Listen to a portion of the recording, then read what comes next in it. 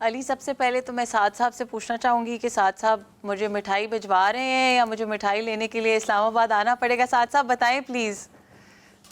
आज मैडम तो है भी, वो आपकी ये देखिए आज पेस्ट्रीज काला कोट पहन के आए हैं स्पेशली, इसीलिए शायद हो सकता है कोर्ट भी गए हों फैसला सुनने। मैडम मैं तो सेलिब्रेशन में आज कानून की जो फतह हुई है, आइन और अल्हम्दुलिल्लाह, कानून की जो अल्हम्दुलिल्लाह। आज फतह हुई है, उसकी सेलिब्रेशन में आपके लिए ये मैंने आज का यूनिफॉर्म पहना हुआ है। लेकिन मैं जानना चाहता हूँ, क्योंकि हम रहनुमाई हासिल करना चाहते हैं कि इसमें कितना ही ज़बरदस्त फैसला था, ज़रा इसके फ़ज़ाइल अगर आप थोड़े बयान कर सकें। जी बिल्कुल बिल्कुल। देखिए अली, आपने बहुत अच्छा सवाल किया। ये तो हमने लाइटर नोट पे साद साहब के साथ, आप तो आज हमारा शो कर रहे हैं बट साद साहब की और मेरी नोक झोंक चलती रहती है, उसके बगैर आई थिंक पब्लिक पल्स भी कंप्लीट नहीं है और हमारे ऑडियंस भी ज़रूर देखना चाहते हैं उसको। लेकिन मैं समझती हूँ कि पाकिस्तान के लिए आज बहुत खुशी का दिन है।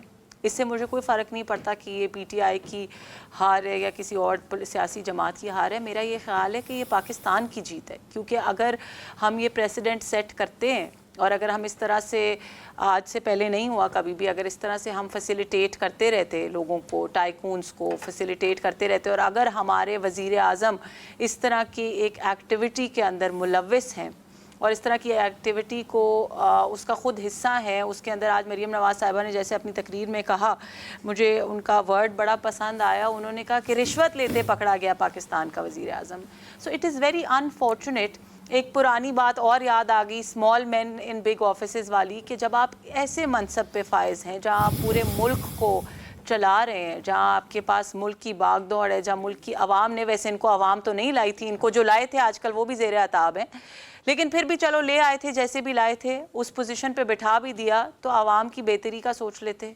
वो जिसके पैसे बचा के, जिसको जो है सेफ़ एग्ज़िट दे रहे थे, जिसको करप्शन के साथ रिश्वत लेके, अंगूठियाँ लेके, अलकादर ट्रस्ट लेके, पता नहीं और क्या क्या लेके, जो आवाम के पैसे से उसका डेट पे कर रहे थे, उसके बजाय उस आवाम का सोच लेते जिसको आप कभी इस्लामी टच देते थे और कभी मुराद सईद जैसा तोहफ़ा देते थे, कभी उस आवाम का भी सोच लेते। तो इसलिए मुझे इस बात की बड़ी खुशी है ऑनेस्टली। सियासत बिल्कुल एक साइड पे, और ये पहले मैंने काफ़ी दफ़ा इसके ऊपर तज्ज़िया भी किया है, पब्लिक पल्स में भी तज्ज़िया किया है कि हम आइन और कानून की बालादस्ती पे यकीन रखते हैं।